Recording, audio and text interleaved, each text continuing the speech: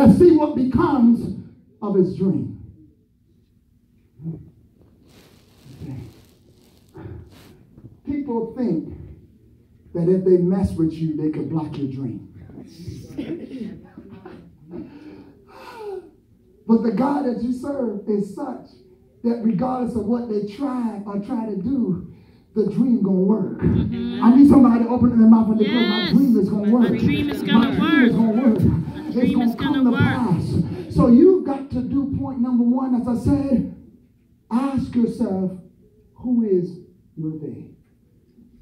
Point number two, we lift up the second scripture. David spoke to the men who were standing with him. What will be done for the man who kills that Philistine and removes this disgrace from Israel?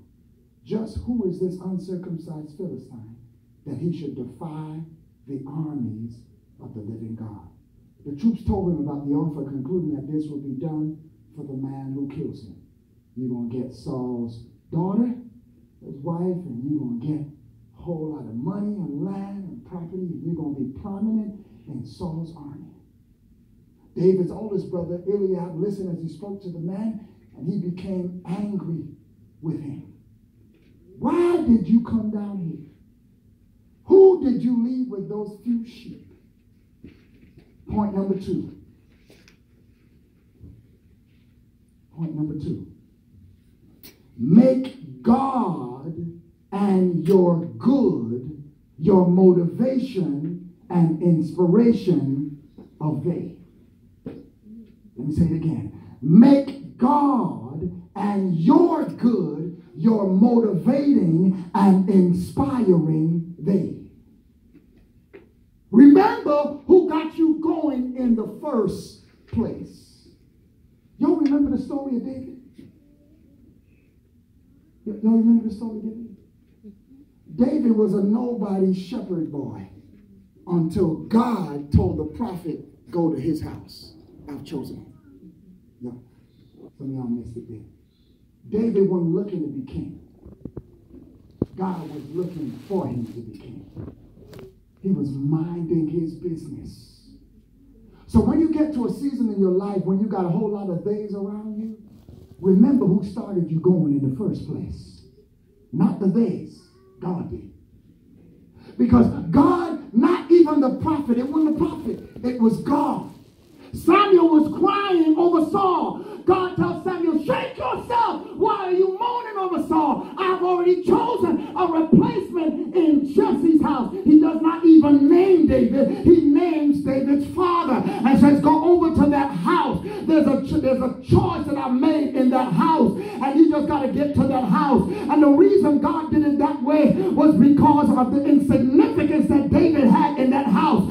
Some of you are so insignificant in the house. Nobody knows your name. Nobody thinks you're going to be anything great. And that's what Eliab was saying here. Even after Eliab had witnessed what the prophet had done for his brother and anointed him king over Israel, he still didn't feel nothing great was going to become a day.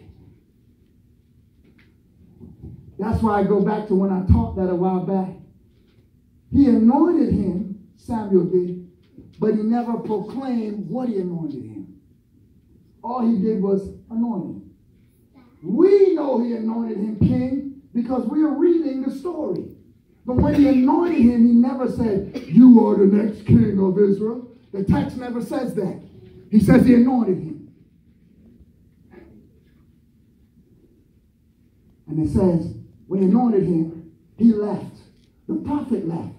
But the Spirit of God came on David from that day forward. David wasn't dependent on the preacher. Y'all missed it. He wasn't dependent on the prophet. He wasn't dependent on the apostle. He had a relationship. I need to get back to having a relationship with God. Joseph has a responsibility to remember that God gave him his dream and the ability to interpret his dream. It wasn't a DNA thing as much as it seemed that way. Oftentimes, we ascribe abilities, traits, and habits to the bloodline when it's really a product of the God line. That's why you are different.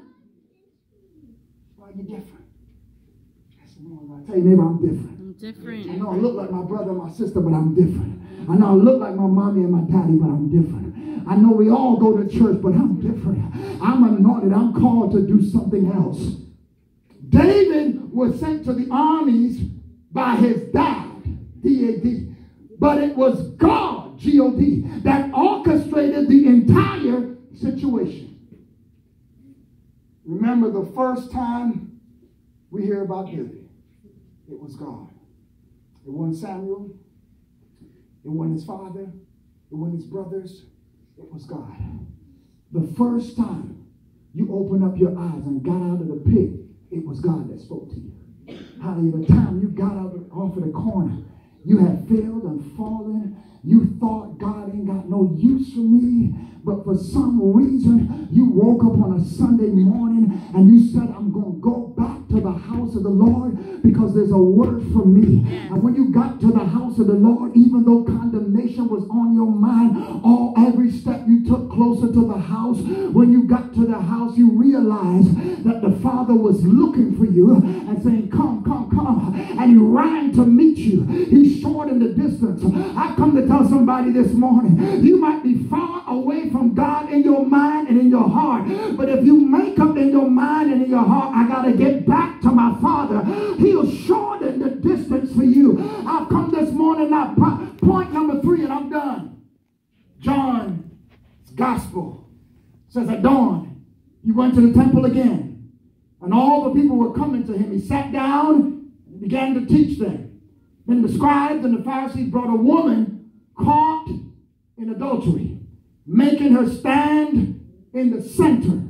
They made her a display. They put her in the center. Everybody is pointing, and everybody has an opinion, and everybody's opinion is negative. And they say, teacher, they said to him, this woman was caught in the act of committing adultery. I've heard it preached over and over again. People asking, where was the man that she was caught in the act of adultery with? Why is she the only one that we need to put on display and on trial? And oftentimes you will go through life and you will feel that you are the only one going through what you went through. And guess what? Hallelujah. Be honest in the room. You've done some things that you deserve to go through a trial because of. You've done some things that were out of the will of God. You've done some things that were against God's word. But you felt in a season like, ain't nobody else doing what I'm doing. Am I the only one? Am I a wretch undone? There's nobody else involved here. And the Bible is teaching us in this text, even though they dragged only her before Jesus, even though she was the only one that would have become the victim of a stoning on that day, God is saying to you, don't worry when they put you on trial and you feel like you're all alone. I'm going to deal with the other one too. I'm that kind of a God. You don't have to fight this battle. I'll show up and fight for you. Yes. Amen. Jesus stooped down, started writing on the ground.